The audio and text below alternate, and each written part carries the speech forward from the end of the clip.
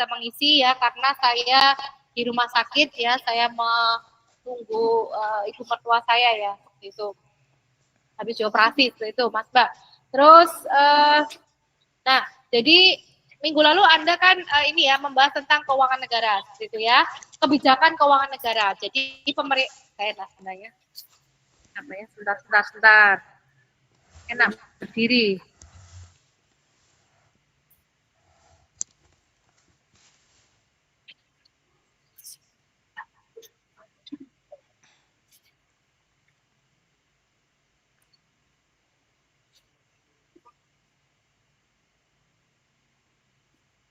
Oh masih kok, masih kelihatan.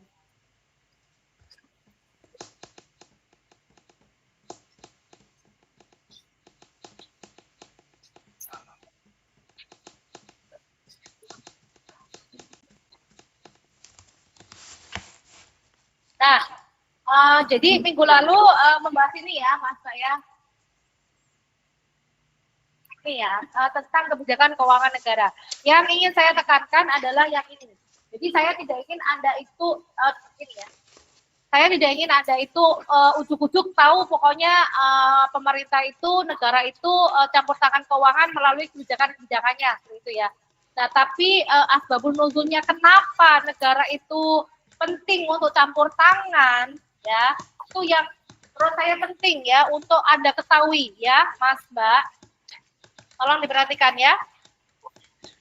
Jadi ini ya Pak ya. Jadi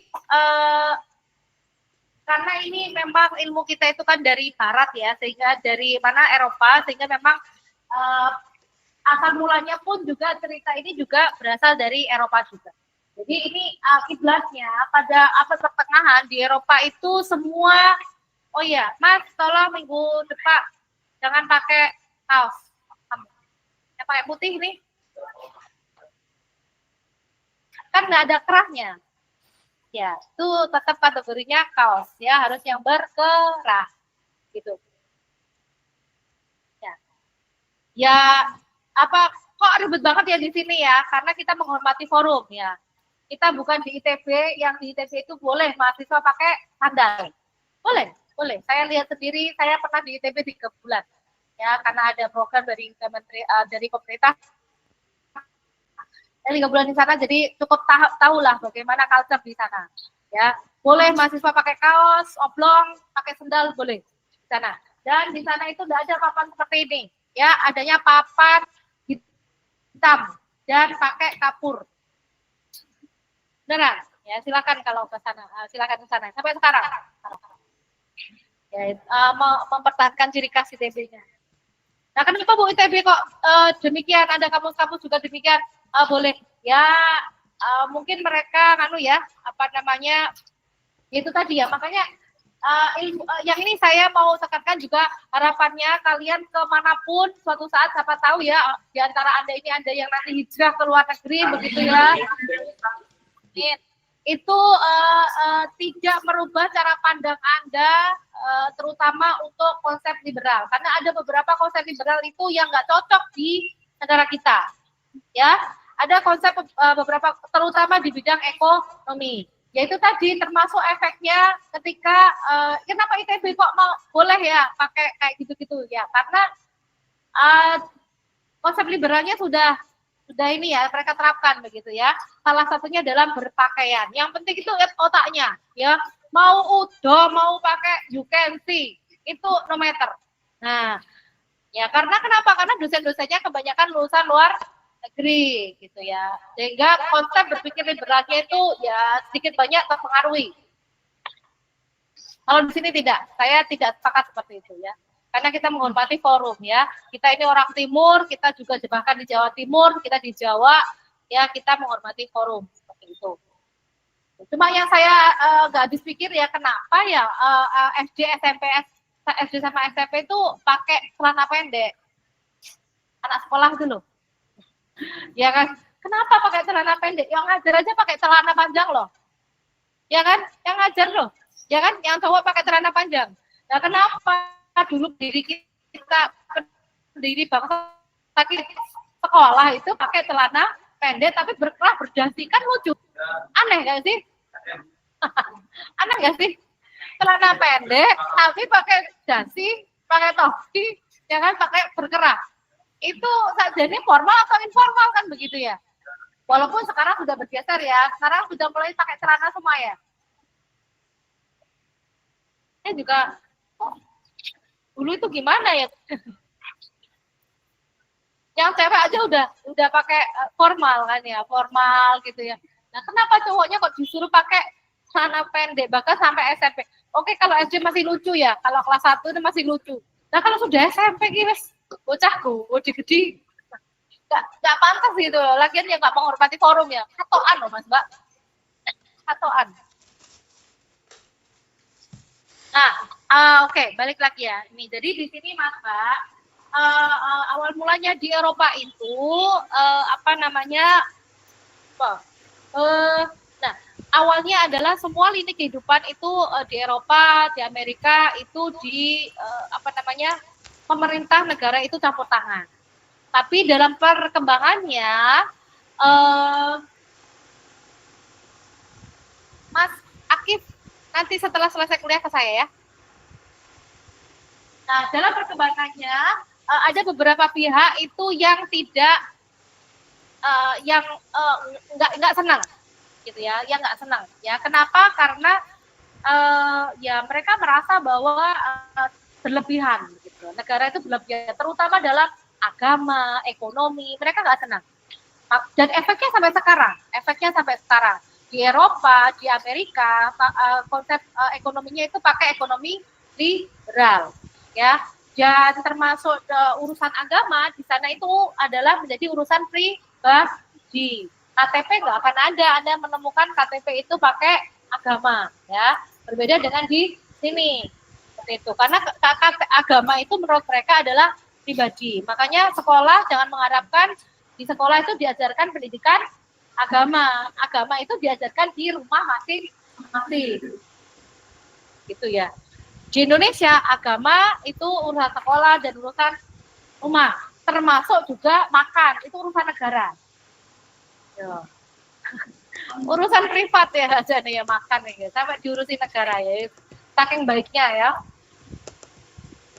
Oke, nah mereka itu juga melahirkan apa? Doktrin laissez-faire. Mahasiswa administrasi negara harus tahu ya, ini konsep-konsep terminologi dasar ya. Nanti mungkin kalau diskusi apa Anda kan mungkin ada laissez-faire. Anda tahu, harus sudah tahu begitu loh. Jadi nggak di laissez-faire itu adalah doktrin di mana negara itu diposisikan sebagai penjaga malam saja. Lah, penjaga malam saja. Artinya apa? Negara itu diharapkan hanya turun tangan, hanya mengatur kehidupan masyarakat ketika chaos saja. Jelas ya? Nah, mereka nggak mau ya dalam konsep liberal itu, yaitu tadi jangan terlalu mengatur banyak hal. Ya, nah, akhirnya gini loh, kan kalau nggak ada negara, apalagi di ekonomi diserahkan swasta kan bahaya, ya kan? Swasta kan mikir sendiri, sepenting profit, dia nggak peduli. Ini kemaslahatan masyarakat dia nggak peduli, ya kan? Gimana nanti terjadi hukum rimba? Gimana kalau terjadi monopoli? Nah, mereka mengeluarkan yang kedua, invisible hand. Apa itu invisible hand? Invisible itu tak kentara. Hand itu tangan. Ya, hand itu tangan. Jadi apa? Tangan-tangan tak kentara. Tuh, jangan khawatir akan terjadi monopoli, jangan khawatir akan terjadi hukum rimba, ya. Karena pasar itu akan menetralisir dirinya sendiri melalui mekanisme pasar. Maksudnya gimana? Maksudnya adalah mereka percaya, ya, orang-orang kaum liberal itu percaya dalam sebuah wilayah, ya, ketika ada orang-orang yang menguasai sebuah komoditas, ya, itu akan berlangsung, tidak akan berlangsung selamanya. Kalaupun mungkin monopolinya itu ada durasi. Karena kenapa? Mereka percaya bahwa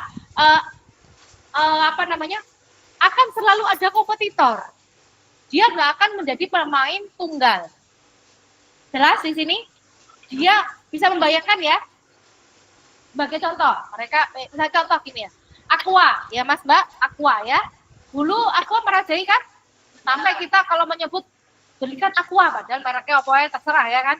Maksudnya air mineral kan. Saking otak kita ini ya satu brand tok, itu tok ya kan ya.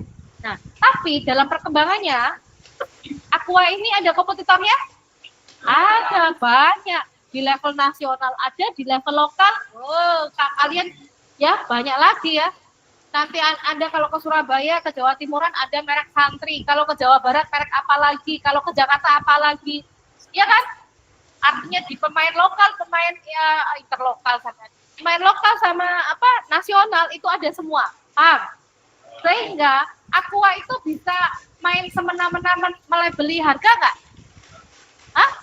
Bisa nggak? Yo nggak bisa toh Mas, kan ono kompetitornya.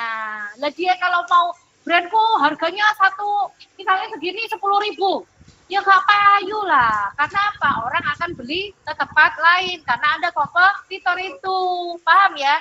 Itu namanya mekanisme pasar. Pasar itu akan menetralisir sendiri, jadi nggak akan terjadi kenaikan harga yang semena-mena ugal-ugalan karena hanya satu pemain. Paham? Jelas ya? Loh, benar dong Bu, invisible hand itu namanya invisible hand karena nggak perlu ada negara. Karena negara nggak perlu harus sekian harganya, nggak bisa, nggak perlu. Akan selalu ada kompetitor sehingga harga itu nggak akan ugal-ugalan. Ya bukan? Seakan-akan benar bukan? Ya kan? Ya kan seakan-akan paham dua ini kan benar kan? Seakan-akan. Tapi pada perkembangannya Mas Mbak, dua paham ini sesat. Ya. Dalam komunitas-komunitas tertentu, memang kayak Aqua seperti ini, yang mana orang itu gampang memproduksi, itu akan istilahnya invisible hand atau mekanisme pasar itu memang bisa dijalankan. Tapi faktanya dalam kenyataannya untuk komoditas-komoditas tertentu itu tidak bisa pakai mekanisme pasar itu. Tetap harus negara turun tangan. Masa Bu? Iya, contohnya. Ini muncul kelemahannya ya. Apa contohnya? Kalau komoditasnya minyak goreng. Ya, contoh kecil, satu komoditas saja, minyak goreng. Apakah semua pabrik itu bisa bikin minyak goreng? Nggak bisa. Ya, kok bisa? Karena bahannya harus di tempat khusus ya. Wilayahnya di Jawa nggak bisa sawit itu hidup subur di Jawa. Harus di tempat-tempat yang rawa-rawa. Kan begitu ya. Harus di Sumatera ke tempatnya khusus. Sehingga harus apa? Harus pemodal besar yang mau membuka industri minyak goreng. Ya bukan? Oke. Loh Bu, tapi kan ada tuh industri kemasan itu Bu, ya, industri kemasan, minyak goreng kan ada ya merek lokal, kalau merek nasional itu kan Molly, ya, Vilma, Sanpo, Samia, Fortuner katanya. Fortune kan begitu ya Mas ya, itu kan merek nasional. Kalau merek lokal? Oh itu nasional Mbak, itu nasional. Minyak curah, terus apa lagi? Karena Anda belum rumah saya. Ada merek udang, merek kepiting, merek barokah, Valencia. Ya kan itu lokal-lokal Mas Mbak. Halo? Lavensia juga ada. Ya. Itu ada ya. Jadi itu merek lokal. Nanti kalau di mana tuh? Nanti ke Jawa Barat, ke Jawa Tengah itu nanti ada lagi level. Loh, terus itu kan bisa Bu produk minyak. Halo Mas Mbak, mereka tidak memproduksi minyak. Beli, mereka industri kemasan saja. Mereka itu hanya, kalau minyak curah itu Bu, ya mereka juga nggak memproduksi, mereka beli. Beli kemana Bu? Beli ke korporasi besar. Korporasi besar apa? Sinarmas, ya, Wilmar. Lah kok lebih murah Bu? Ya karena memang mereka belinya itu sudah ada speknya. Minyak itu ada speknya Mas Mbak. Kenapa Sanpo lebih mahal? Karena Sanpo itu disaring memang 10 kali. Ya, kenapa yang lain ini lebih murah? Karena memang penyaringannya itu cuma sekali, 2 kali. Paham? Prosesnya itu memang ada yang tidak panjang sehingga lebih murah. Ada yang ampas-ampas, ngono-ngono ya, ngono Mas Mbak. Paham? Nah, artinya apa? Artinya berarti muaranya berapa? Muaranya ya itu saja. Paham ya? Tidak semua orang bisa membuat minyak goreng. Dan Mas Mbak, celakanya adalah Wilmar, Sinarmas ya yang punya Bimoli dan punya apa namanya Filma itu ya Mas Mbak, itu mereka itu punya, bahkan dia itu dari hulu ke hilir itu punya sendiri, bukan punya negara. Apa? Dia punya pembibitannya, dia punya kebun sawitnya, dia kirim langsung ke pabriknya sendiri, pengolahannya langsung dikemas. Iya, paham? Dan se-Indonesia ada banyak, Bu? Tidak banyak.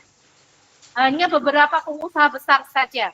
Nah, pemerintah kan ada, Bu, melalui Bulog. Halo, apakah pemerintah bikin sendiri, punya sawitnya sendiri? Kagak. Pemerintah yo beli ke swasta. Paham? Ya, artinya apa? Itu contoh real bahwa ada sebuah komoditas yang sangat tergantung oleh swasta. Maka ya rawan sekali disalahgunakan. Anda masih ingat pernah kan terjadi kelangkaan minyak goreng? Belinya pakai KTP, belinya ngantri, ya? Masih ingat? Akan Satpol PP itu melakukan razia ke Indomaret, Alfamart, toko-toko yang punya stok. Ya, menimbun tuh nggak boleh. Nggak nimbun ya, kok nyetok saja nggak boleh Mas Mbak. Ya, ketika itu ada aturan tidak boleh nyetok minyak goreng, Mas Mbak. Saking langkanya. Loh, Bu, kok bisa langka? Ayo. Emang nggak produksi apa? Emangnya sawitnya mati semua apa, Bu? Kira-kira kenapa? Kok bisa langka? Apakah memang produksinya pok-pokannya itu ya, sawitnya itu memang tidak berbuah? Tidak, sawitnya tetap berbuah, tetap panen, tetap jalan. Kenapa tapi langka, Bu? Kira-kira kenapa? Kira-kira kenapa? Kenapa? Harga sawit murah, terus disimpan ngono. Harga sawit di dalam Indonesia itu murah, ya. Indonesia nggak mengikuti luar negeri lebih mahal. Paham? Dan pengusaha itu yang swasta yang hanya segelintir orang itu se-Indonesia yang punya pemegang hulu sampai hilir minyak goreng itu yang hanya sedikit orang itu kong kali kong sepakat wes yo deal yo ojo dijual ke Indonesia wes ya kita jual keluar seperti itu sangat bisa jadi kan karena pemainnya sedikit yang menguasai loh dari hulu ke hilir itu sedikit dan ternyata semuanya itu tergantung mereka karena mereka yang punya dari hulu ke hilir dan ternyata yang lainnya itu banyak kulaan ke mereka paham jelas ya dan ini contohnya lah kalau kayak gitu namanya tadi ya swasta itu kan nggak peduli kemaslahatan masyarakat nggak peduli yang penting saya kaya semakin kaya itu namanya hukum rimba itu namanya monopoli. Nah itu yang dikhawatirkan ketika negara itu tidak tidak mengatur di ekonomi. Paham? Ya. Nah itu yang dikhawatirkan dengan doktrin laissez-faire. Nah pertanyaannya kalau kondisinya seperti itu, mekanisme pasar bahwa pasar menetralisir sendiri bisa nggak terjadi? Nggak bisa. Sopo kompetitornya sopo, apa? Kalaupun mau jadi kompetitor, waktu anak punya lah harus punya ininya sendiri apa sih pengolahan sendiri itu perlu waktu perlu dana yang luar biasa. Ya akhirnya apa? Ternyata tidak selamanya konsep invisible hand, konsep mekanisme pasar itu benar. Ya kan faktanya ternyata masih ada kelemahan jelas. Nah makanya Indonesia itu tidak menganut paham ekonomi apa? Ekonomi Pancasila atau ekonomi kerakyatan tulisannya ya kan, prakteknya itu tadi minyak goreng tuh lihat prakteknya 50-50 ya, bahkan nggak sampai 50-50, paling pemerintah itu cuma 30%, ya kan. Loh, punya bulog kan kita, tapi faktanya bulognya nggak memproduksi sendiri, kulaan pedoai tergantung oleh swasta, itu bahaya. Loh Bu, kalau komoditas yang lain kok bisa, kok nggak sampai seperti itu ya Bu ya? Ya karena komoditas yang lain itu masyarakat bisa menyediakan sendiri, misalnya apa kemarin padi, beras, ya kan bisa nanam dewe Mas Mbak.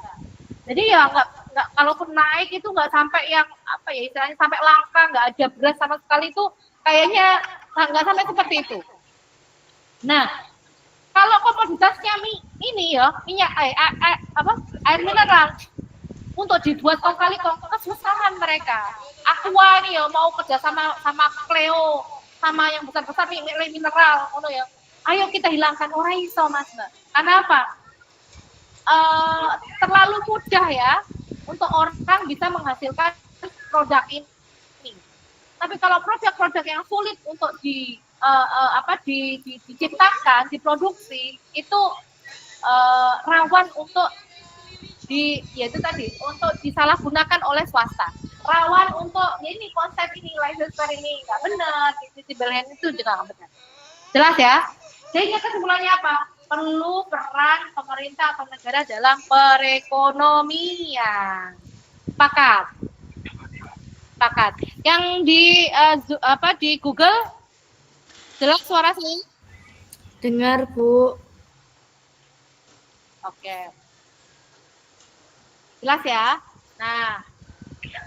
Oke, jadi nih ada banyak ya ini ya, karena ini Mas Mbak, peran pemerintah itu dalam perekonomian tuh macam-macam, tidak hanya dalam ekonomi saja, tapi juga ini redistribusi penghasilan, menyediakan lapangan kerja, menyediakan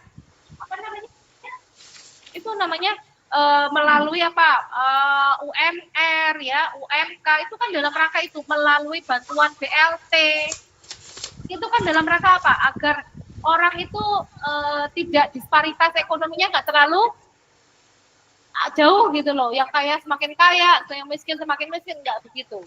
Ya karena memang pemerintah itu selain memang ada semangat profit, tapi juga dia harus ada semangat sosial ya, memberikan pelayanan, memberikan fasilitasi, termasuk menyediakan pekerjaan ya. Yang sekarang rame ada hashtag apa? Kabur aja dulu gitu ya. Dan yang di luar dugaan ya, respon dari sekretariat kepresidenan apa? Ya baguslah kalau mau merantau. Masya Allah, responnya kok kayak gitu sih. Ya, berarti kan angkat tangan itu jadinya. Ya kan, sampai rono kan ya. Padahal penyediaan pekerjaan itu adalah salah satu tugas dari pemerintah atau negara. Ya. Nah, makanya ada yang menganalisis jangan-jangan nih program MBG itu sebagai alibi untuk bahwa ini sudah mengalihkan tugas utama yang lebih urgent, pengadaan pekerjaan, lapangan kerja. Kan kita kasih makan. Saya makan ini saja nih, lagian gini ya, Pak, MBG ini saja ini sudah tepat sasaran atau enggak? Programnya ini kan saja nih bagus ya, oke, niatnya untuk memerangi stunting, untuk mencetak generasi yang sehat ya, sehingga harapannya itu ya cerdas gitu kan. Nah, tapi pertanyaannya, apakah terus digebyau ya Indonesia dan semua level pendidikan? Nah, pertanyaannya lagi, di sekolah-sekolah negeri itu tidak adakah orang kaya yang ya jelas ada kan? Oh jelas kok. Di sini aja ada anaknya dosen sekolah di mana? SMA 5, ya kan? Di banyaknya sekolah negeri.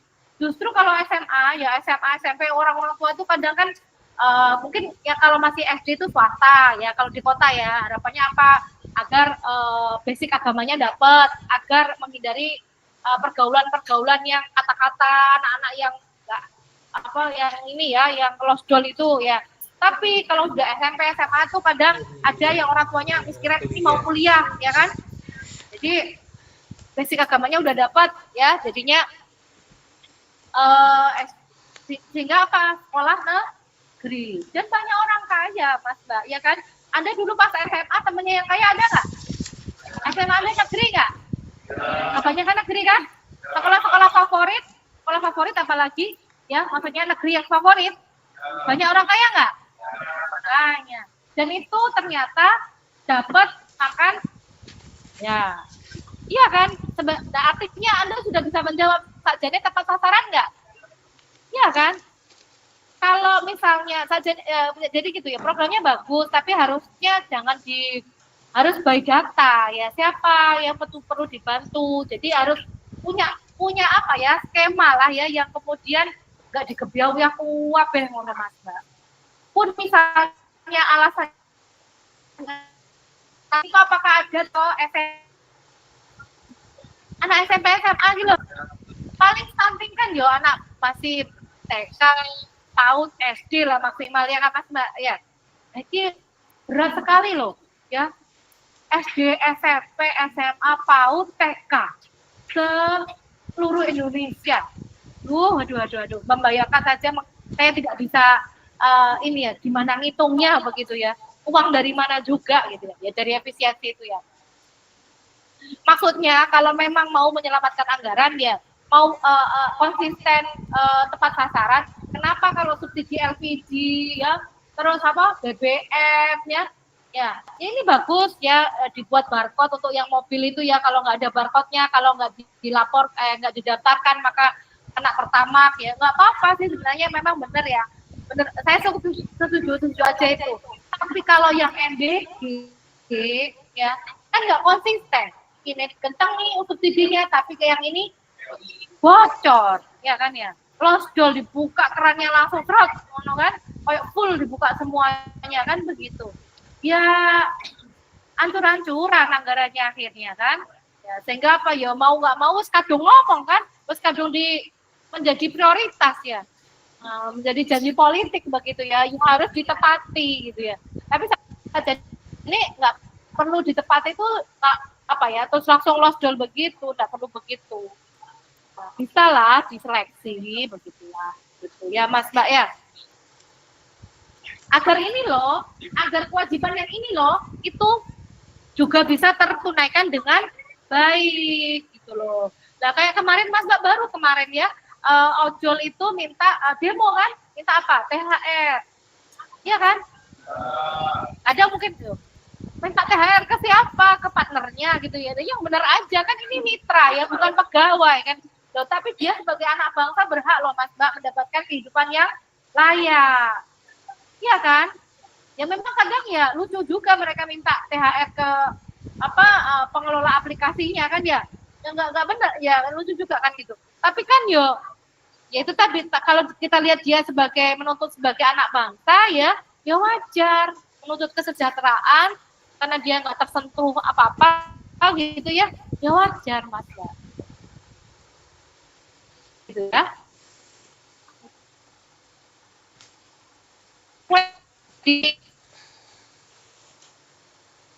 Hanya konsultasinya itu gede. Ya jangan mau jabatannya tok ya, tunjangannya tok, terus privilege-nya tok yang dikejar, tapi tanggung jawabnya itu ya juga besar gitu, Mbak. Nah ini ya minggu lalu ini ya sudah ditekankan ya kebijakan moneter, fiskal. Nah dan moneter itu apa? Kebijakan terkait money, dari kata money itu apa? Uang yang apa yang diatur? Uang yang beredar masyarakat seperti itu ya. Kenapa perlu diatur? Karena agar terkendali. Loh Bu, kenapa? Katanya utang kita banyak, kenapa nggak nyetak uang sebanyak-banyaknya? Nah, inflasi Mas Mbak, nanti terjadi inflasi. Inflasi itu apa? Nilai uang itu menjadi tidak berharga. Tidak berharganya gimana Bu? Ya nanti kalau inflasi bisa jadi Anda itu beli pecel yang awalnya 10.000 ya, nanti jadi bisa 100.000, ya 50.000. Nanti kalau Anda parkir motor itu 1.000, 2.000, nanti jadinya 20.000, 10.000 gitu, setara dengan mobil misalnya. Ya kan, itu saking apa? Uang itu tidak berarti. Adakah negara yang mengambil kebijakan nyetak uang sebanyak-banyaknya untuk bayar? Ada, dan chaos, collapse. Uang nggak berarti, Mas Mbak. Makan ke resto Anda harus bawa uang jutaan.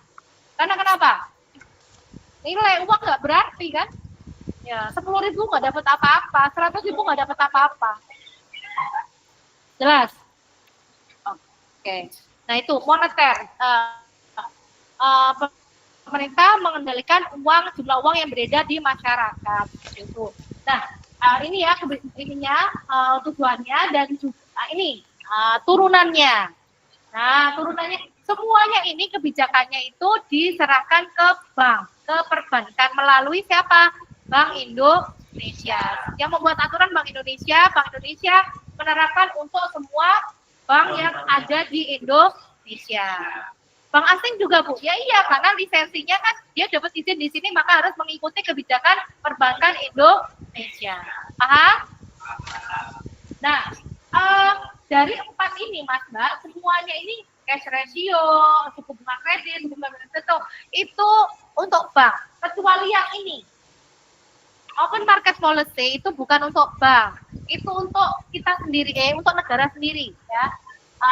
Karena apa? Adalah penjualan surat berharga dari bank sentral. Ya, apakah surat utang negara. Ya. Macam saham. Paham ya? Saham Anda boleh beli saham, tapi sahamnya ini milik pemerintah, loh. Bisa diperjualbelikan, Anda boleh nanti dibalikan ke pemerintah, dijual ke pemerintah lagi, gitu Mas. Ya, jelas ya. Nah, belinya di mana, Bu? Belinya di Bank Indonesia atau di mal-mal ketika ada event atau di bank-bank pemerintah, bank BUMN. Nah, kecuali yang ini semua, ini apa? Ini cadangan ya. Bank itu boleh apa? Mencadangkan ya, dan berapa persen yang boleh disebarkan melalui produk-produk perbankan. Jelas ya? Nah, sampai ke ini open market policy, ya tadi ya surat utang itu tadi, dan ada kredit, cukup deposito, saya pikir Anda sudah paham, dan kebijakan fiskal. Ya, kebijakan fiskal itu adalah ini apa namanya terkait dengan APBN, ya kan, untuk penyelamatan APBN. Efisiensi anggaran, berarti jelas ya itu fiskal atau moneter? Fiskal. Terus pajak 12%, fiskal atau moneter? Oke, kita langsung saja ke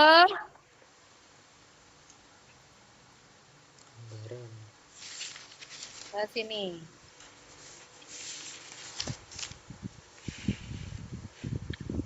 Ke materi anggaran negara. Ya, menindaklanjuti yang tadi.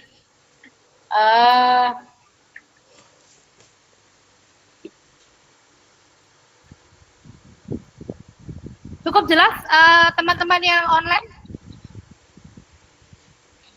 Halo? Jelas, Bu. Jelas, Bu. Ya, Bu. Bagaimana? Nah, anggaran negara, ya. Jadi anggaran negara. Nah, anggaran negara ini berarti apa? Rencana, ya. Rencana operasi keuangan. Jadi anggaran tuh ya rencana terkait dengan keuangan. Uang yang apa? Uang yang masuk dan uang yang keluar dalam periode tertentu. Oke, ya. Ada banyak ini ya pengertian ya, definisi anggaran negara ya. Ya kita ini salah satunya ini ya. Dokumen yang memuat perkiraan penerimaan pengeluaran serta rincian kegiatannya di bidang pemerintahan dan berasal dari pemerintah dalam jangka waktu 1 tahun anggaran. Ya, itu ya. Jadi saya pikir Anda cukup tahu lah ya, cukup bisa membayangkan. Nah, anggaran itu sendiri ada anggaran operasional, ada anggaran modal atau investasi. Nah, operasional dari namanya bisa kita tebak berarti apa, terkait dengan anggaran yang harian, ya, jumlahnya kecil, diperoleh dan dihabiskannya dalam waktu tahun yang sama. Ya. Oke, tolong perhatikan di depan. Ya, anggaran rutin itu seperti itu. Nah, operasional. Nah, jadi contohnya apa? Contohnya gaji pegawai. Ya, gaji pegawai, gaji pensiunan, tunjangan pegawai, tunjangan pensiunan, itu termasuk ini. Ya, terus pensiunan apa, Bu? Pensiunan ASN lah, ya. Yang selesai ya kagak. Gitu. Yang kedua adalah anggaran modal atau investasi, ya, anggaran modal atau investasi. Nah, dari namanya berarti ini untuk investasi, ya, berarti dan jangka waktunya biasanya lebih dari 1 tahun. Misalnya pembangunan gedung, pembangunan bendungan, pembangunan tol, pembangunan apa lagi? Yang prestisius, pembangunan IKN. Nah, itu. Ya, tahun lalu menjadi ya, tapi tahun sekarang kayaknya mengalami pergeseran kayaknya ya, tapi kita tunggu saja ya. Jangankan buat IKN ya, semuanya dikepras semuanya ya. Terus mau buat apa, Bu?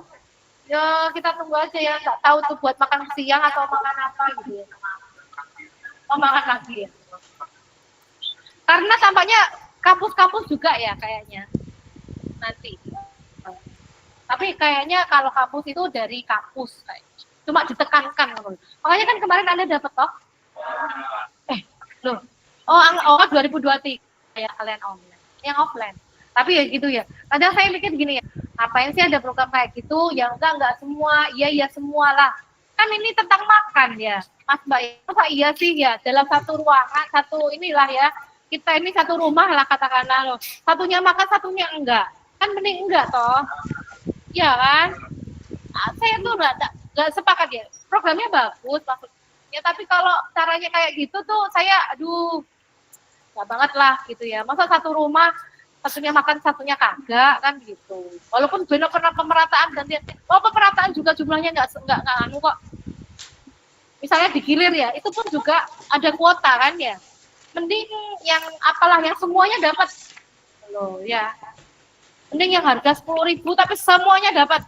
Atau mending nggak usah sekalian, diganti apa yang bisa semuanya merasakan. Nah, ini karena makan ya, masalah makan ini kan yobi ya. Maksud saya itu nggak manusiawi menurut saya ya. Saya tuh nggak tega kemarin lihat pasien mati saya. Gitu. Jadi gitu. Ya semua, enggak semua gitu. Jangan paru-paru kayak gitu. Nah, Bu, kenapa itu apakah UNESA saja? Enggak, Mas. Jadi kemarin nanti kan saya ada teman ya di map begitu. Ini teman orang teknik ya, kepala lah, kapal atau apa ya. Dari dia postingnya ke istana.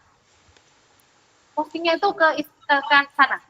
Dia ada perjalanan dinas dan ternyata dan itu nggak cuma dari UNESA ya, kayaknya dari semua lah perwakilan membahas tentang itu. Akan dia. Kita tunggu saja ya. Kan kalian nanti dapat sarapan gratis. Terus gede-gede ini kok ya dikasih. Enggak. Terus kita bikin makan, kita nyari uang sendiri kok kalian ya. Oh butuh.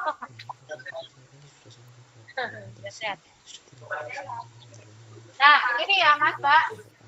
Nah kalau dari strukturnya ini ada anggaran terpilah, ada anggaran komprehensif. Ya, anggaran terpilah itu dari namanya bisa kita tebak ya, berarti terpilah ya, dipilah-pilah. Jadi dipilah-pilah berdasarkan apa? Jangka waktunya, berdasarkan jumlah uangnya, kemungkinan mendatangkan penerimaan negara ataukah tidak, atau bahkan kemungkinan mendatangkan pinjaman luar negeri seperti itu. Itu anggaran terpilah, ya. Sedangkan yang kedua anggaran komprehensif dari struktur loh ya, strukturnya. Nah, komprehensif itu yang menyeluruh, Mas, nggak dipisah-pisahkan. Nah, kayak ini anggaran yang seperti ini itu apa namanya? Ini ya ada kelemahan ya, kelebihannya memang bisa dilakukan lebih rasional ya, bisa sehingga mengevaluasi sumber dana dan penggunaan secara menyeluruh. Tapi kelemahannya adalah membuka peluang ini, Mas, Mbak, penyalahgunaan, mengalokasikan anggaran yang belum disetujui, runut. Karena saking banyaknya kan dijadikan satu kan, Mas, Mbak, komprehensif kan. Nah, jadi itu pernah terjadi ya, misalnya pernah anggaran pengadaan ke Jakarta itu pengadaan double tip, pro tip itu loh, takban itu loh. Nah, itu sampai angkanya M. Ya kan ya? Ya, angkanya M. Ya itu kan, nah, kan yo orang curiga ya, jadi ini beneran tak anggaran bener. Lagian mau dibuat apa? Selotip itu masa MM-an gitu ya. Tuh yang rame ya kapan nanti di Jakarta itu. Ada lagi pernah kasus di Jakarta itu juga anggaran untuk ini apa namanya, speaker sekolah. Nah, speaker horek apa ya? Sound horek tahu maksudnya.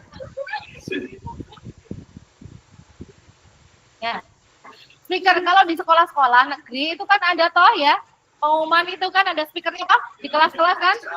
Nah, yang sekolah negeri pasti pernah lah, pasti paham gitu. Kalau kampus kok enggak ya? Kampus tuh apa Pak?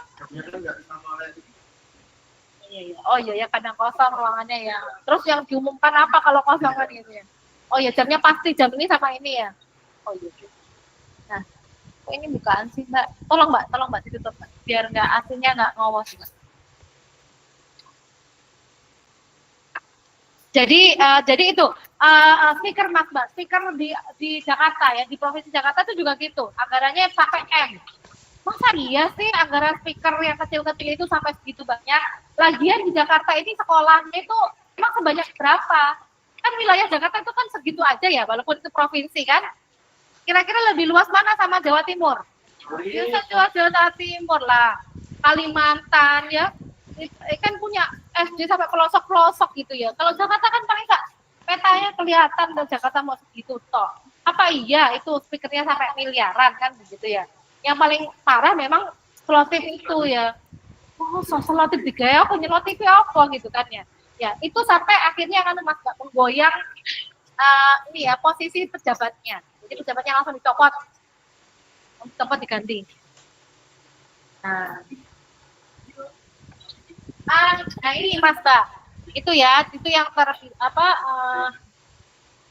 namanya, komprehensif. Kita ke yang selanjutnya, klasifikasi anggaran. Anggaran itu juga dikelompok-kelompokkan ya Mas Mbak, berdasarkan lembaganya, berdasarkan fungsinya, berdasarkan klasifikasi ekonomi, berdasarkan program, dan juga ada yang terpadu jadiin satu, komprehensif. Ini ya, kalau organik atau objek itu berdasarkan dikelompokkan berdasarkan apa namanya, lembaga atau kementerian ya. Sekarang ada departemen ya, dulu namanya ada departemen. Ada berdasarkan fungsi itu untuk tujuannya sesuai dengan tujuan masing-masing. Ada ekonomi itu untuk memudahkan ya proses pengambilan kebijakan ekonomi. Nah, kan ketahuan dampak ini anggaran terhadap pendapatan. MBG terhadap karena di kuar-kuarnya ini akan mendorong ekonomi di daerah. Ya, semoga saja ya. Tapi masalahnya MBG kata kemarin kok berita kemarin tuh nanti akan cuma sampai saat ini yang mengelola MBG kan masih Badan Gizi Nasional ya. Saya pikir kan diserahkan ke catering ya. Iya kan? Tapi arahnya katanya begitu. Tapi kok yang megang kok MBG gitu loh, kok MBG apa? Badan Gizi Nasional BGN ya, gitu. Jadi sudah ada badannya, dia bagian ngurus masakan setiap hari yang mendistribusikan itu. Gitu. Mungkin maksudnya efek ekonomi itu ya, pedagang sayur mentah itu loh maksudnya. Kan otomatis jadi supplier, mungkin gitu. Tapi ini dampak anggaran terhadap lapangan kerja, loh. Artinya apa? Negara itu paham loh, Cak Jani, ngerti bahwa tanggung jawab terhadap penyediaan lapangan kerja itu adalah tanggung jawabnya siapa? Pemerintah negara. Katanya investor mana? Ya, investor asing ya. Nyatanya ya investor asing belum. Gimana Mas Mbak? Gini loh Mas Mbak. Elon Musk kan ingat ya, Luhut berkali-kali datang kan? Ya ke Amerika kan? Yang terakhir Jokowi sendiri yang datang. Dan datang itu ketika datang dia pakai kaos. Mas Allah, parah ya sebenarnya Elon Musk itu. Itu sebenarnya sudah tanda. Aku tuh gak mau loh. Tak jane ya. Kalau orang paham ya. Karena kalau dalam Jawa itu ya, kalau saya tuh ada dosen saya itu yang suka Jawen gitu ya Mas. Jadi kalau beliau menganalisis tuh misalnya ada tokoh nasional ke presiden, bajunya itu apa? Oh ternyata batik parang. Batik parang itu menunjukkan apa? Bla bla. Itu sebenarnya sudah sinyal. Itu sebenarnya sudah, hey aku mau ngomong ini. Ya, Elon Musk pakai kaos ketika menemui menteri, menemui bakal presiden, pakai kaosan Mas Mbak. Ya. Dan itu memang ya dia sih di pabriknya dia kan. Kita datang ke Solo gitu ya. Itu sebenarnya sudah sinyalemen kan? Apa? Oh nggak mau. Dia sudah nggak menghormati. Dia sebenarnya kan, kamu apa sih? Balik nawari aku nggak pengen loh intinya. Nah, dia menghormati pasti dia akan pakai jas, ngerti loh dia itu saja nih ya. Wong dia tuh jadi ininya Donald Trump sekarang. Tim apanya ya? Saya lupa ya. Tim apa lah pokoknya. Itunya sekarang jadi pejabat lah kayaknya masuk birokrasi lah dia itu sekarang sudah masuk pemerintahan. Nah jadi seperti itu akhirnya apa ya kan jadi intinya pemerintah kita tuh maunya Tesla Elon Musk itu ini investasi ke Indonesia yang bisa adalah buka itu loh Mas Mbak Tesla ya, perakitannya Tesla seperti itu. Nah, tapi akhirnya Tesla milih mana? Bukan milih di sini, karena kita menawarkan ya, kita punya lahan besar, luas, gitu ya. Nah, tapi ternyata Malaysia, ini Elon Musk nggak milih di Indonesia, milih di India, ya. Kenapa India? Ternyata setelah dianalisis India itu konsumsi, katanya kan miskin ya, tapi ternyata konsumsi pembelian mobil itu terbesar kedua di dunia kalau nggak salah. Ya, jadi dia konsumtif sekali untuk mobil. Yang pertama, yang kedua bahan-bahannya di sana murah. Ada semua tersedia di sekitar situ. Ya, nggak perlu mendatangkan jauh. Terus yang ketiga adalah ternyata ini ya tingkat gaji. Gaji di sana murah, Mas Mbak. Ya, sebagai investor mikir kan. Nah, di samping itu, Mas Mbak, ada analisis yang mungkin orang Indonesia ini terlalu pede. Ya. Kenapa, Mas Mbak? Hukum ya, kepastian hukum. Di Indonesia ini hukum bisa dibeli. Ya, itu yang Tesla nggak mau. Ya mungkin dia pastinya sudah mempelajari gimana di sini nih sistem hukumnya. Nah, karena pernah ya di Indonesia itu ada kasus ya, swasta memenangkan gugatan ke pemerintah. Sampai sekarang saya pun tebusan apa itu kok nggak masuk ke dia pengusaha itu. Nah kira-kira kalau didengar investor ya kira-kira ya dia menang loh ya Mas Mbak, dia tuh menang. Kalau menang kan biasanya kan harus ada kompensasi tuh ya, kompensasi yang kalah bayar ke yang menang. Yang kalah siapa? Negara Mas Mbak. Sampai sekarang sepeser pun nggak masuk ke dia ya gugatan itu, dia padahal menang Mas Mbak.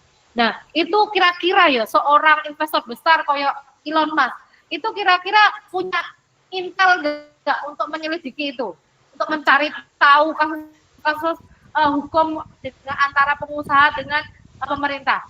Dia pasti cari tahu lah. Ya, jadi kayak gitu kan dia takut, ya kan?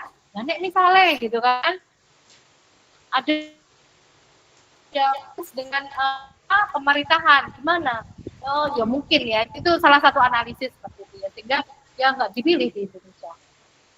Walaupun sempat Luhut dulu pernah bilang bahwa oh nanti akan kayak yang ditawarkan tuh di mana tuh NTT kalau nggak salah kemarin itu mau menawarkan peluncuran tempat peluncuran apa namanya roket kok roket sih apa itu namanya satelit maaf ya jadi nggak perlu nanti satelitnya kan dia punya SpaceX ya SpaceX itu punyanya Elon Musk ya ada macam-macam penyedia satelit ya. As you know ya Mas Mbak, satelit itu setiap itu harus diganti. Sehingga satelit itu memang ada masa pasarnya ya. Karena loh, emangnya kalau sudah diluncurkan terus enggak. Jadi nanti di atas itu di angkasa itu ada sampah-sampah satelit. Gitu. Kalau sudah 4 tahun sudah nggak bisa pakai itu, jadi harus diluncurkan baru diluncurkan. Produsen satelit itu ya ada ya, tetap eksis gitu ya. Salah satunya SpaceX punyanya Elon Musk gitu ya. Begitu ya. Tadi ngomong apa ya? Ya karena tadi ngomong ini ya. Lapangan pekerjaan ya. Ya, tadi ngomong lapangan pekerjaan, mau ngomong investor ya. Ya saja ya. Orang tuh ya Mas ya, khawatir mau karena ya tadi ya banyak hal ya program ya ini berarti klasifikasi berdasarkan program ya di kelompok berdasarkan program dan terpadu berarti ini komprehensif seperti itu. Nah klasifikasi ya untuk memudahkan analisis dan untuk memudahkan pengambilan kebijakan kan akan tahu loh kementerian yang ini terlalu tinggi. Oh ternyata ini program untuk yang pembangunan terlalu rendah. Ini ternyata kalau di kelompok-kelompokan ini terlalu banyak untuk konsumsi misalnya. Ya tapi ya tergantung lah ya ada faktor politik kan ya, tergantung kemauan penguasa seperti dia sekarang mau ke pembangunan titik tekannya atau pembangunan fisik atau pembangunan SDM melalui makanan. Ya. Pembangunan SDM kan bisa macam-macam ya, bisa melalui kualitas pendidikan ya. Tapi enggak ini, basic sekali mau ke makan. Itu ya. Toh katanya di tempat lain, di negara lain juga ada yang demikian. Tapi Mas Mbak, negara mana dia kalau nggak salah. Ada yang gini, kenapa kok harus pakai anggaran negara? Kan bisa kerjasama dengan filantropi, ya kan? Lembaga-lembaga yang seperti itu ya. Ya kalau karena memang terlalu gerusa-gerusu ya. Yang pertama gini, kalau untuk seluruh nasional ya memang lembaga filantropi keberatan mungkin ya, paham ya. Tapi kalau misalnya di sortir, mungkin masih bisa dibantu bersama-sama. Di mana ini? Qatar ya, di Qatar itu ada mesin ini Mas Mbak. Mereka tuh makanan pokoknya kan roti kan ya. Nah, jadi ada mesin pembuat roti. Jadi langsung Mas Mbak, jadi mereka yang nggak mampu itu bisa langsung tap gitu ya, ambil rotinya keluar. Nah, tapi di mesin itu juga menyediakan menu di mana maksudnya fasilitas di mana orang yang mau nyumbang itu bisa, paham? Gitu loh. Jadi artinya apa? Ya artinya nggak sekonyong-konyong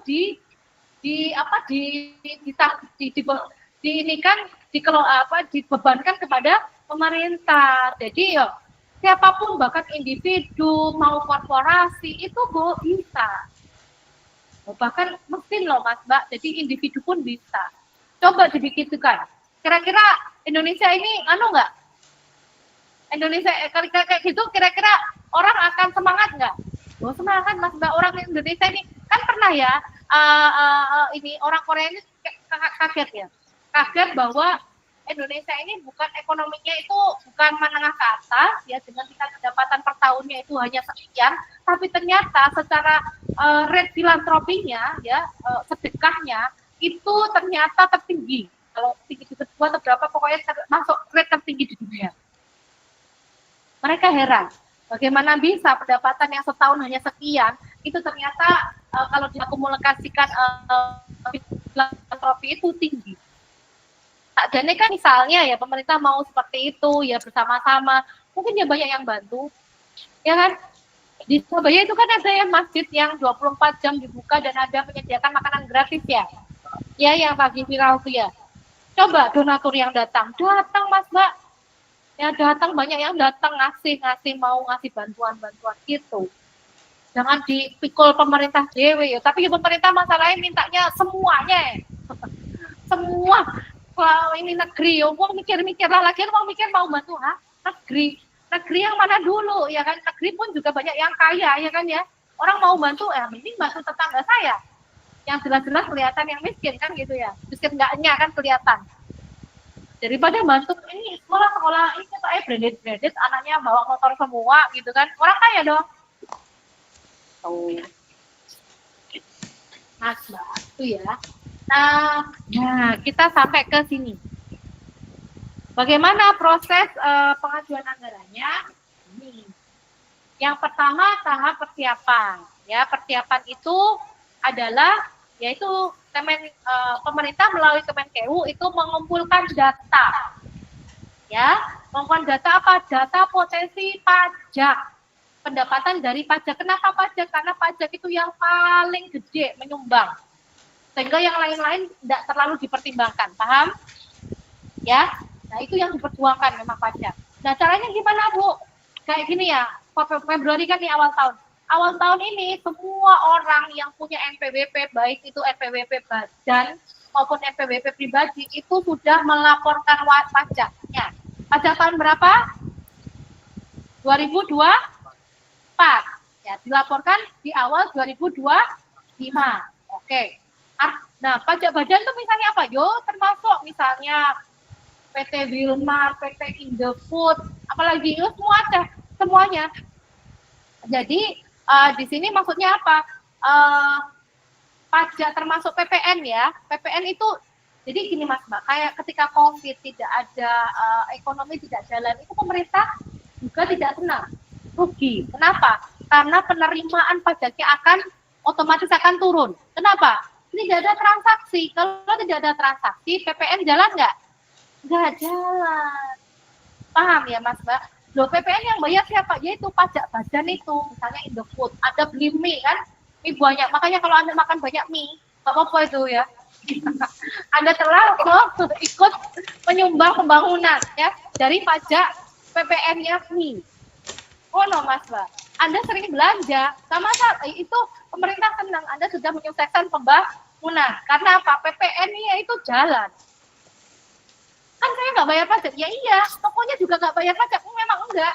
Tokonya itu nanti ini mungut ya, bayar pajaknya melalui, kan akan ketahuan Mas Mbak, Indofood. Dia jualan berapa kardus nih dalam 1 tahun. Itu nanti otomatis pajaknya ada. Ya kan? Nah, semua korporasi begitu, minuman, aqua ini semuanya. Dalam 1 tahun Le Mineral itu jualan berapa kardus. Paham ya? Sehingga data potensi pendapatan pajak, baik itu pajak penghasilan, PPN, dan yang lainnya, itu akan masuk datanya. Ya bukan? Nah, sehingga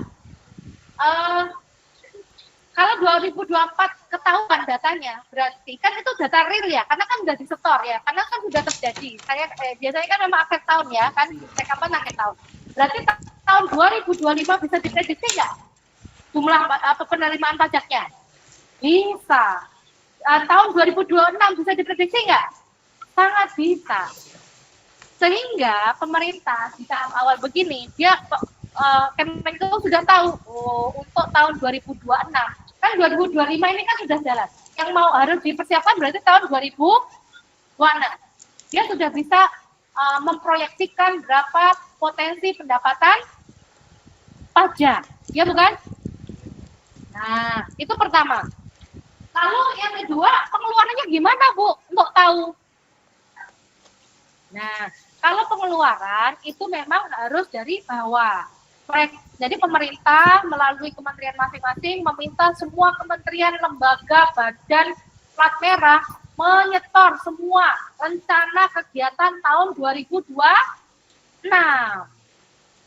Ya, setornya kapan? Sudah tahun lalu, Mas, enggak? Paham? Sudah akhir tahun 2024 itu ya, sudah diminta ya rencana untuk 2026. Ya, lu kok nggak 2025? Lah 2025 itu sudah jadi, sudah dimintanya 2023 yang lalu. Jadi sudah kami setor. Nah, dari situ semua kan ya, dari prodi setor ke fakultas, fakultas setor ke universitas, universitas setor ke Kementerian Kemdikti Saintek ya. Kemdikti Saintek setor ke Kemenkeu.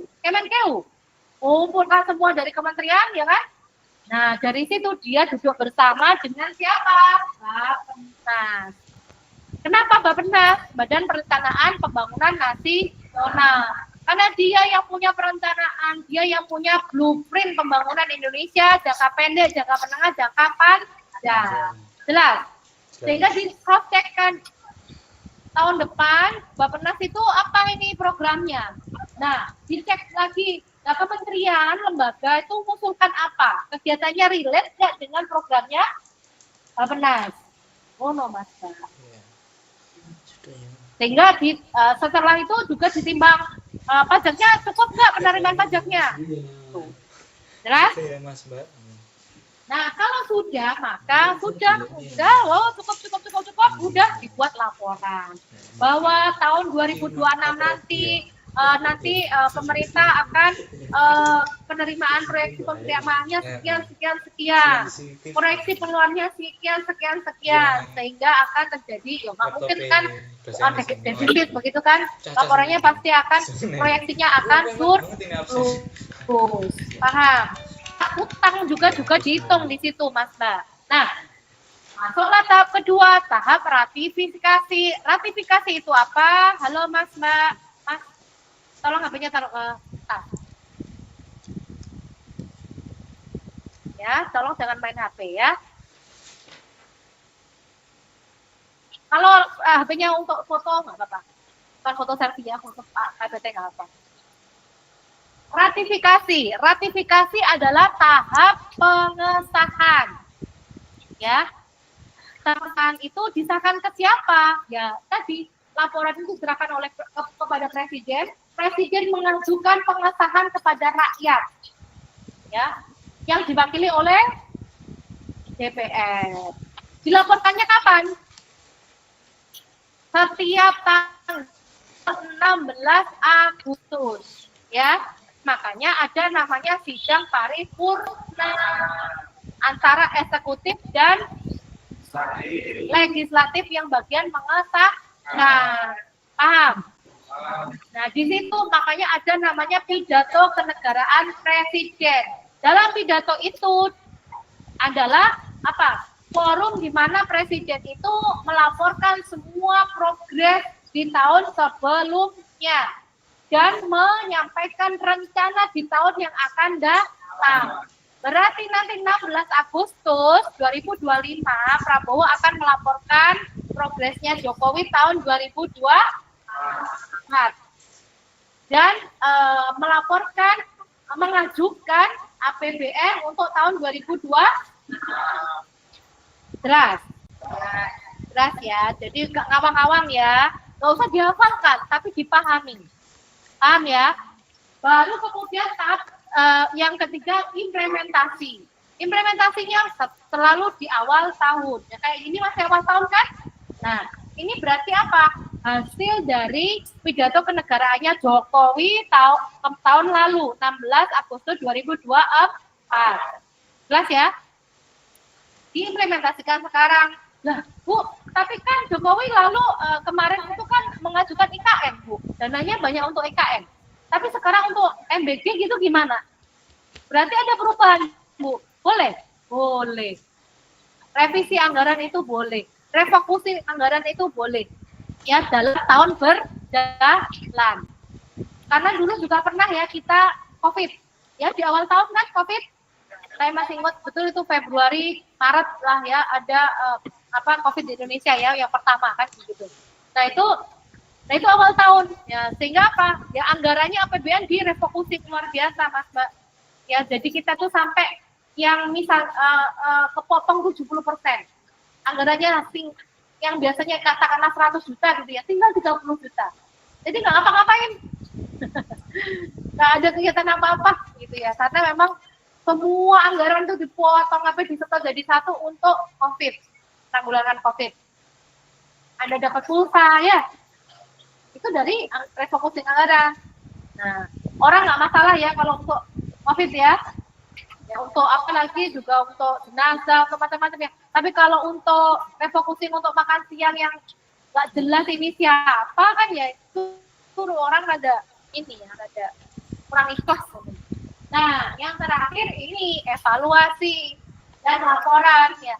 Laporan semua kegiatan yang didanai dana pemerintah itu maksimal dilaporkan setiap tahun tanggal 10 Desember. Mas Mbak, itu terakhir. Ya biasanya kami tuh kegiatan selesai langsung setor laporannya gitu Mas Mbak. Nah, tapi terakhirnya 10 Desember. Nah, nanti ada tahap pemeriksaan. Ya, nanti ada babnya sendiri. Yang jelas untuk pemeriksaan ini agar kita itu tidak dianggap korupsi, ya, maka pemerintah itu membuat ada barier-barier, ya, agar kemudian nggak salah dalam melaporkan keuangan. Ya, barier yang pertama di internal instansi sendiri. Kalau di perguruan tinggi namanya adalah SPI, Satuan Pengawasan Internal. Paham ya? Dia ngapain tugasnya? Ngecek laporan keuangan. Kalau di AN, kegiatannya apa saja, SPC-nya apa. Loh ini kok ya? Ini kok tinggi banget, masa iya sih konsumsinya segini? Masa iya sih lembur?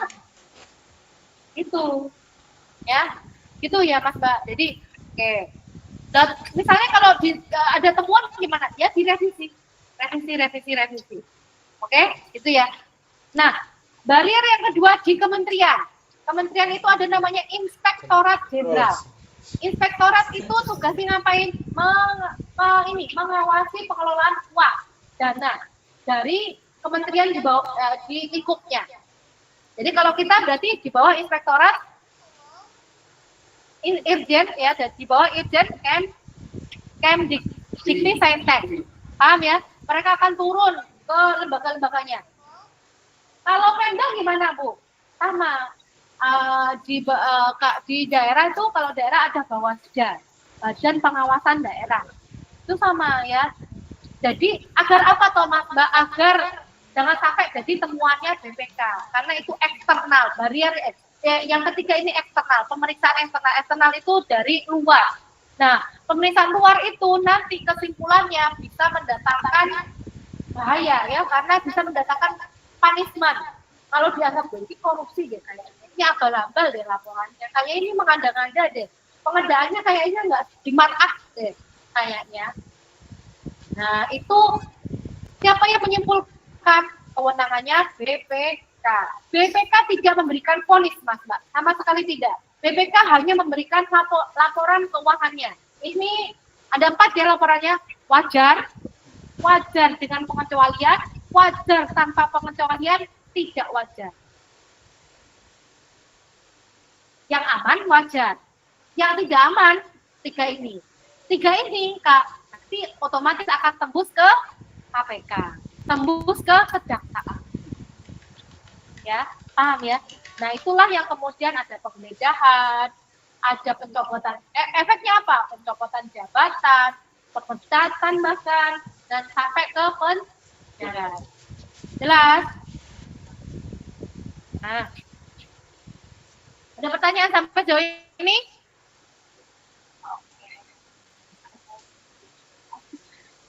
Nah, kan dari tadi teori ya, sekarang praktis ya.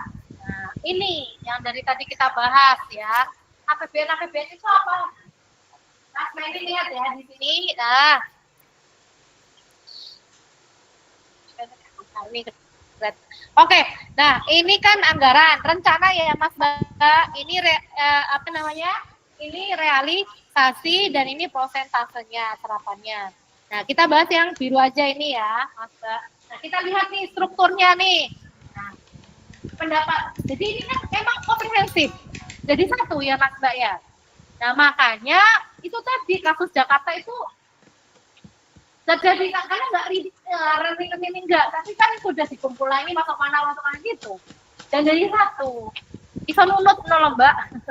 Mas Mbak kalau orang yang otaknya otak korupsi gitu ya, itu iso nunut loh. Nah nunut kan lumayan, kan. Nah ini negara ya, daerah ya hampir sama. Kita lihat ya. Yang A, pendapatan dan IPA. Ya, pendapatan sendiri ada dua, penerimaan pajak dan bukan pajak. Yang kedua adalah belanja pemerintah pusat dan transfer untuk daerah. Loh, Bu, otonomi daerah katanya sudah enggak, kan sendiri-sendiri. Iya, tapi ini tetap nanti ada sendiri-sendiri itu nanti. Dan tidak semua daerah dapat yang ini. Ya, kita cek ya. Kita ya bicara dulu. Nah, jadi yang ke C ada surplus atau defisit. Dari penerimaan dijumlahkan dengan pengeluaran, maka akan terjadi surplus atau defisit. Sebetulnya di sini apa? Apa ini? Surplus atau defisit? Kalau buka kurung dalam laporan keuangan itu artinya minus. Betul sekali. IPS paling ya. Yang IPA nggak tahu. Oh, IPA loh. Ketawanya luas berarti. Nah, itu minus, Mbak. Jadi yang bukan kurang ini artinya minus. Oh, baru tahu ya. Oh, nah.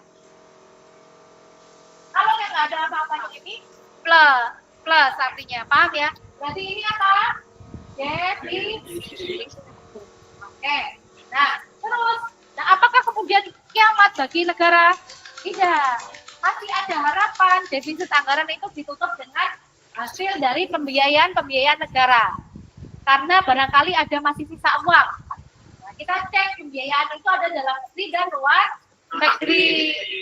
Ya, dalam negeri itu apa saja? Rekening pemerintah, moratorium, privatisasi ya, jual Indosat, jual aset-aset negara, ya, jual pulau.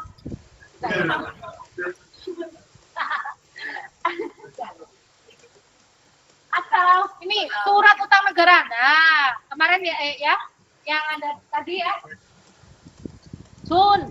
Kalau Anda beli Sun itu berarti sudah membantu penerimaan negara, ya pembiayaan negara. Karena ini positif ya, Sun. Positif ya? Baru penyataan modal. Modal ini kan keluar ya. Nah, pembiayaan kan keluar apa misalnya IKN. Nah, ada totalnya berapa ini? Ada kan ada plus, ada yang minus, akhirnya totalnya 55 triliun. Selanjutnya ada pembiayaan luar negeri, itu ada pinjaman program dan penarikan pinjaman dan juga ada pokok utang. Nah, pokok utang tuh di sini negatif kan? Negatif. Ini positif. Ternyata jumlahnya hanya karena masih banyak pokok utangnya sehingga ini negatif. Ini ya pembiayaan dalam negeri ditambahkan ke pembiayaan luar negeri karena ini minus otomatis ini berkurang ya. Berkurang jadinya apa? Masih ada susuknya, kembaliannya 29 triliun 29.400 sekian. Nah, tadi defisitnya berapa?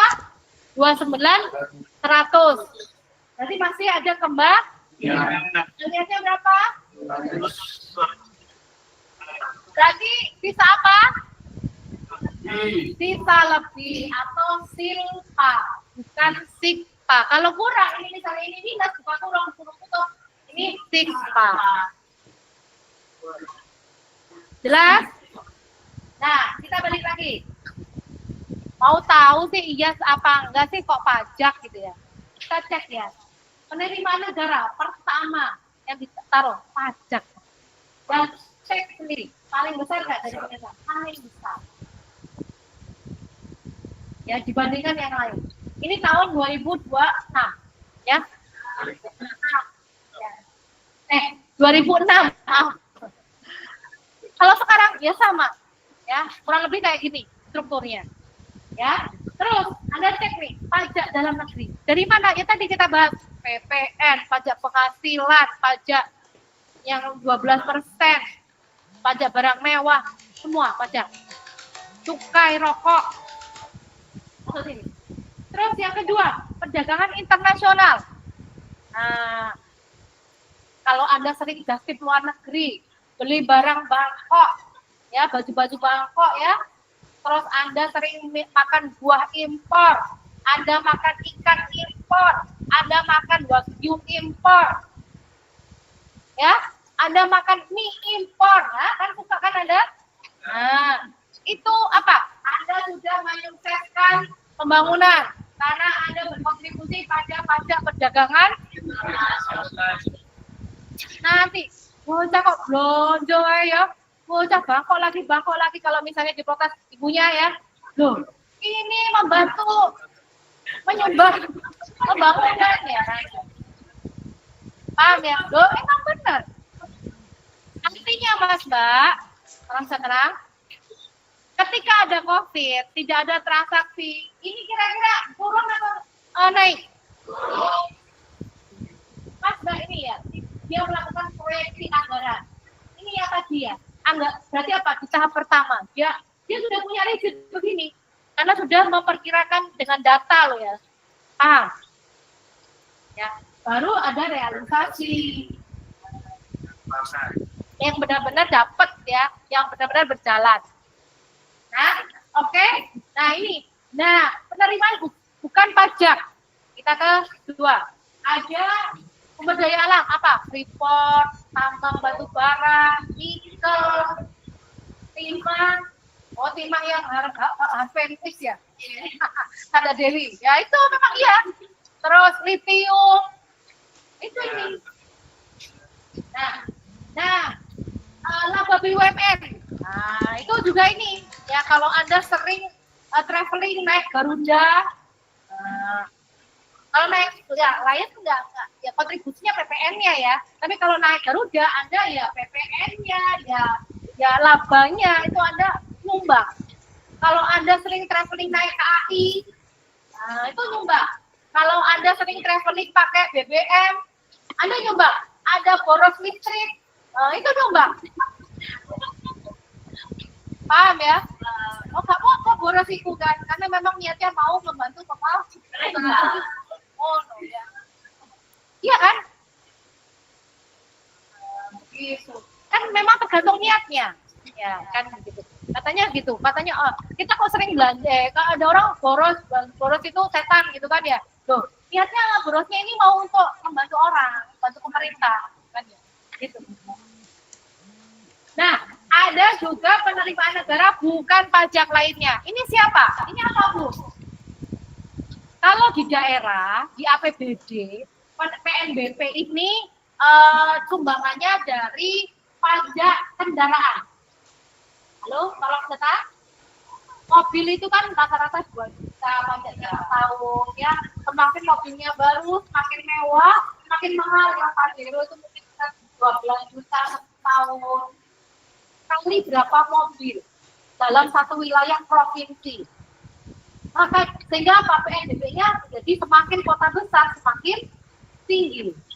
Kalau negara gimana Bu? Kan itu punyanya daerah. Nah kalau pusat apa?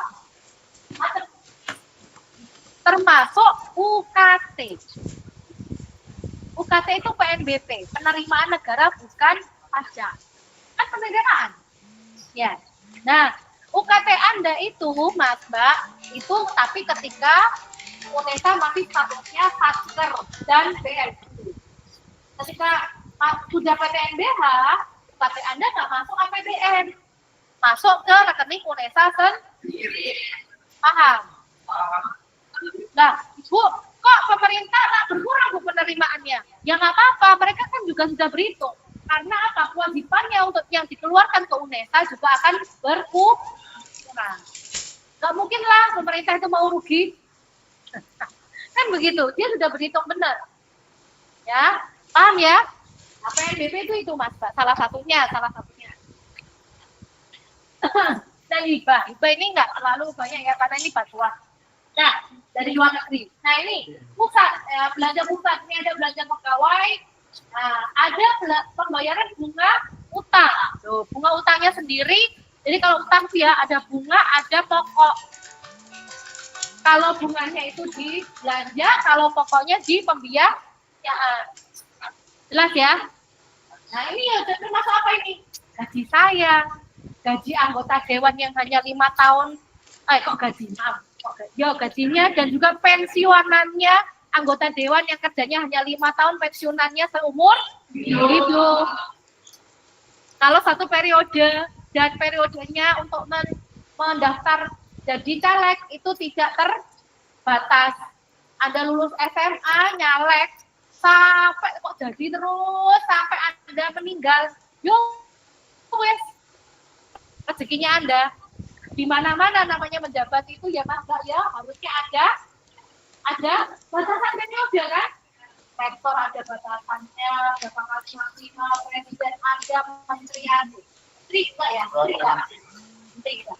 Ya kan pasti dalam tanda kota presiden. Bupati, wali kota. Nah ini anggota dewan kagak. Makanya makanya orang itu berlomba-lomba jadi anggota dewan. Lumayan loh Mbak. Jadi sekali aja Anda sudah dan sampai 51 periode 5 tahun saja Anda sudah dapat jaminan pensiunan seumur hidup. Sedangkan ASN itu untuk mendapatkan pensiunan seumur hidup itu adalah masa kerjanya minimal 20 tahun. Untuk menjadi ASN tesnya luar biasa. Untuk menjadi anggota dewan cukup ijazah. Luar biasa nggak? Ironi nggak sih? Ironi loh. Nah, paham ya? Nah ini, dan ini ada transfer untuk daerah, Mas Mbak. Loh, katanya otonomi ya, memang otonomi tapi ada beberapa. Nah, ada dana perimbangan. Dana perimbangan itu semuanya daerah bisa mendapatkan, ya. Orang bisa tenang. Ada dana bagi hasil, ada dana alokasi umum, dan ada DAK, dana alokasi khusus. Semua daerah itu dapat, Mas Mbak. Dapatnya tidak sama, tapi prosentasenya dikalikan dengan jumlah penduduk dan luasan wilayah. Semakin jumlah penduduknya banyak, maka dia akan mendapatkan DAK semakin banyak. Demikian sebaliknya.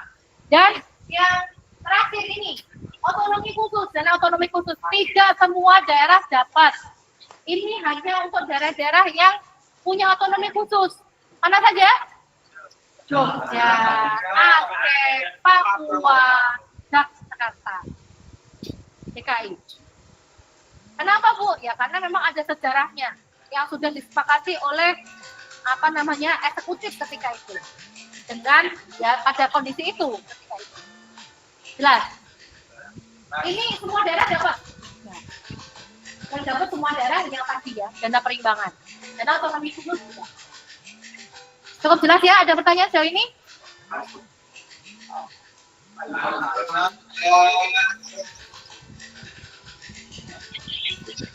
Oke, karena tidak ada pertanyaan, silakan boleh keluar ya.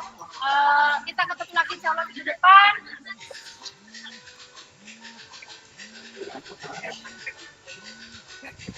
Oke, akhir kata wassalamualaikum warahmatullahi wabarakatuh.